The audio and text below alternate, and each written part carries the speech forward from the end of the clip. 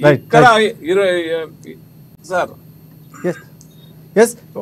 కృష్ణవాణి గారు చెప్పండి. అంటే జనసేనకు సంబంధించి చాలా సందర్భాల్లో వాలంటీర్ వ్యవస్థకు సంబంధించి వాళ్ళు ఒక అమ్మాయిల్ని ఎత్తుకెళ్ళిపోయి ఒక దానికి సంబంధించినటువంటి వ్యవస్థలో పనిచేసినటువంటి వారిని చాలా సందర్భాల్లో విమర్శించినటువంటి పరిస్థితి, ఎవరూ లేని సమయంలో మధ్యాహ్నం పూట వెళ్ళి వారిపై అత్యాచారాలు చేసినటువంటి సందర్భాలు, వాలంటీర్ వ్యవస్థకు సంబంధించి పూర్తి స్థాయిగా కొన్ని నిఘా వర్గాల నుంచి సమాచారం కూడా గతంలో జనసేన అధినేత పవన్ కళ్యాణ్ చెప్పినటువంటి పరిస్థితి. సో ఇప్పుడు పూర్తిగా పెన్షన్ల పంపిణీకి సంబంధించి సో ఏదైతే నిర్ణయం తీసుకుందో ఈసీ, సో దాని నేపథ్యంలో దాదాపుగా 3 మనకు చనిపోయినటువంటి వార్తలు వస్తున్నటువంటి పరిస్థితి. సో ఆ సంఖ్య పెరిగే అవకాశం ఉందని కూడా వైసీపీ అంటుంది. సో ఈ పరిస్థితి పూర్తిగా ఇక్కడ ఉన్నటువంటి పార్టీలకు సంబంధించిన నిర్ణయం వల్లే జరుగుతుంది. సో సాధారణంగా ఇబ్బంది పడుతున్నారు వృద్ధులు అని చెప్తున్నారు, మీరేమంటారు? అందరికీ నమస్కారం అండి. శేఖర్ గారు మీకు అలాగే ప్యానెల్ లో ఉన్నటువంటి పెద్దలందరికీ, అమ్మా న్యూస్ వీక్షకులందరికీ నమస్కారం. ఇవాళ పెన్షన్ విషయంలో మీరు చెప్పారండి, ఆల్రెడీ పవన్ కళ్యాణ్ గారు ఏది కూడా ప్రూఫ్ లేకుండా మాట్లాడరు. కొంతమంది వాలంటీర్లు చేసేటువంటి అరాచకాలు కానీ, వాళ్ళు చేసేటువంటి అఘాయిత్యాలు కానీ అవన్నీ కూడా తేటతెల్లం. మీరు కూడా చూడొచ్చు, అనేక సార్లు మనకి మీడియాలో ప్రసారమైనవి, డబ్బులు కూడా ఎత్తుకుని వెళ్ళిపోయినటువంటి కొంతమంది వాలంటీర్లు, అందరినీ అనట్లేదు, నిజాయితీగా పనిచేసే వాళ్ళు కూడా ఉంటారు. అదే మాట్లాడితే మా అధ్యక్షుడు పవన్ కళ్యాణ్ గారిని అనేక మార్లు ఆయన వాలంటీర్లు వ్యతిరేకించారంటూ ఆయన మీద విష ప్రచారం చేసింది ఈ వైసీపీ గవర్నమెంట్. ఇవాళంటే వాలంటీర్ వ్యవస్థని ఎన్నికల్లో వాడకూడదు, ఉపయోగించకూడదని ఎన్నికల కమిషన్ ముందు నుంచి ఈసీ చెప్తూ ఉన్నప్పుడు ప్రత్యామ్నాయ ఏర్పాట్లు చేయకుండా ప్రజల్ని ఎందుకు ఇబ్బందులు గురి చేస్తున్నట్టు జగన్మోహన్ రెడ్డి గారు ఇవాళ ఆయన అంటుంటారు కదా, మీ బిడ్డని అంటారు. ఒక్క నెలలో వాలంటీర్స్ లేకపోతే మీ బిడ్డని అని చెప్పుకునేటువంటి జగన్మోహన్ రెడ్డి గారు ఈ వృద్ధులకి పెన్షన్ ఇప్పించలేరా? ఎందుకంటే కరోనా టైంలో మనం చూసుకోవచ్చు, ఉపాధ్యాయులు తీసుకెళ్లి బెల్ట్ షాపుల ముందు, మద్యం షాపుల ముందు కాపలా పెట్టారు. అలాగే పవన్ కళ్యాణ్ గారు సినిమా రిలీజ్ అవుతుందంటే ఈ ప్రభుత్వ ఉద్యోగం తీసుకెళ్లి తక్కువ రేట్లకి టికెట్లు అమ్మాలంటూ సినిమా థియేటర్ల దగ్గర కాపలా పెట్టారు. ఇవాళ సచివాలయానికి 11 మంది ఉద్యోగులు ఉన్నారు. మరి వీళ్ళని ఎందుకు పెన్షన్ ఇవ్వడానికి ఉపయోగించకుండా వృద్ధుల్ని ఇలాగ ఇబ్బందులకు గురి చేస్తున్నారో వైసీపీ గవర్నమెంట్, జగన్మోహన్ రెడ్డి గారి ప్రభుత్వం సమాధానం చెప్పాలి. వృద్ధులన్న తర్వాత కానీ కొంతమంది చాలా మంది హెల్త్ కాన్షియస్ వాళ్ళు కానీ కొన్నిసార్లు మరణాలు అనేవి సంభవించడం, అంటే భూమి పుట్టిన ప్రతి వ్యక్తి కూడా ఇప్పుడు కరెక్ట్ పెన్షన్ ఇచ్చే టైంలో చనిపోకూడదు అన్నది ఏమీ లేదండి. సాధారణ మరణం, సహజ మరణం అయినటువంటి ఒక ఆమె పాలకొల్లో చనిపోతే అక్కడికి వెళ్ళి వైసీపీ వాళ్ళు ఎలాంటి శవ రాజకీయం మొదలు పెట్టారో చూడొచ్చు. జగన్మోహన్ రెడ్డి గారికి శవ రాజకీయాలు అలవాటైపోయినాయి కాబట్టి ఆయనకి తల్లి చెల్లి కూడా దూరంగా మారిపోయారు. శవ రాజకీయాలు చేయడానికి ఏమీ లేదు.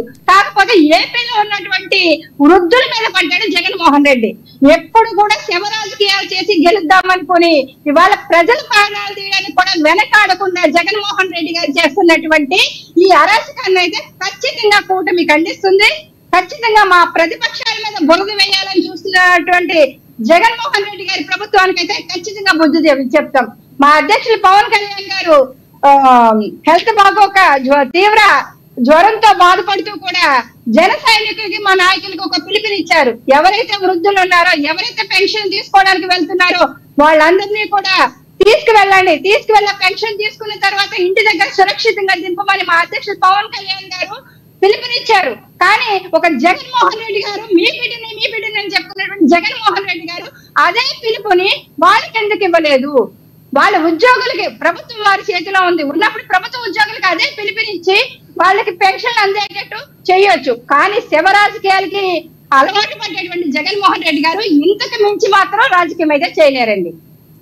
రైట్ కృష్ణవాణి గారు. ఎస్ మధుకర్ గారు, ఇంకొకటి దాదాపు చూసుకుంటే 1,60,000 మంది ఉన్నటువంటి సచివాలయ ఉద్యోగ వ్యవస్థ ఉంది. 50,000కి సంబంధించినటువంటి అగ్రికల్చర్ డిపార్ట్మెంట్కి సంబంధించినటువంటి ఉద్యోగులు ఉన్నారు. సో మిగతా డిపార్ట్మెంట్స్ ఒక 50,000 ఇంతమంది ఉన్నప్పుడు సో పెన్షన్ల పంపిణీ అనేది వారినట్లు ముందు నుంచి కూడా చాలా వ్యవస్థ, పెన్షన్ వ్యవస్థ అనేది కాంగ్రెస్ గవర్నమెంట్ నుంచి ఉన్నటువంటి వ్యవస్థ.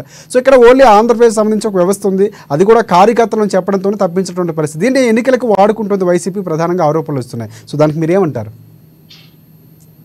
ముందుగా సింపుల్గా ఇప్పుడు మీరున్నారు సార్, ఇప్పుడు మీకు TV9కి there should be a difference in telecasting. ఇప్పుడు మీరు TV9 ఉంది, అమ్మా ఛానల్ కొత్తగా పెట్టారు. TV9 కంటే అమ్మా ఛానల్ మెరుగ్గా చూపించాలా, టీఆర్పీ రేటింగ్స్ ఎక్కువ రావాలా, వ్యూవింగ్కి ప్రజెంటేషన్ ఆఫ్ వ్యూవింగ్ కొంచెం డిఫరెన్షియేషన్ ఉండాలా? ఏ ప్రభుత్వం వచ్చినా కానీ అదే చేస్తారు.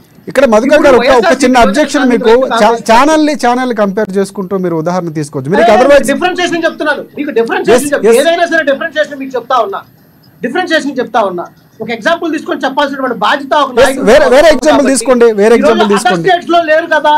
అదర్ స్టేట్స్ లో లేరు కదా, మన దగ్గర ఎందుకు ఉన్నారని మనం క్వశ్చన్ చేసుకోకూడదు. ఒక నాయకత్వం మనం వహిస్తున్నప్పుడు మెరుగైనటువంటి నాయకత్వాన్ని ప్రజలకు అందజేస్తామా లేదా అనేది లోకల్ గవర్నెన్స్ అని స్థాపించి వాలంటీర్ వ్యవస్థని స్థాపించారు.